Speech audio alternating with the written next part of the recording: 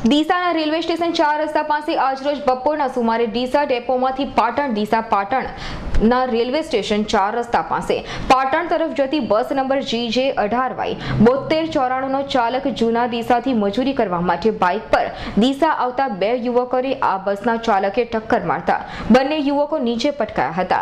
તે બાદ આ બસનું ટાયર આ યુવકો પર ફરી વળતા બંને યુવકોના ઘટના સ્થળ પર જ મોત નીપજ્યા હતા।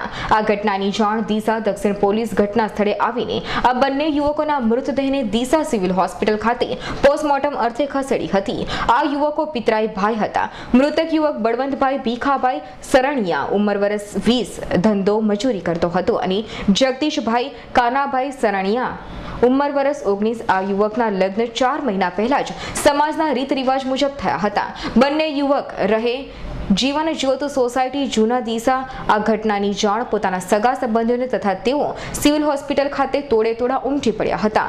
પરિવારજનો શોકના માહોલમાં ગરકાવ થઈ ગયા હતા। વધુ તપાસ ડીસા દક્ષિણ પોલીસ ચલાવી રહી છે। પ્રકાશ ગોસ્વામીનો રિપોર્ટ ડીસા।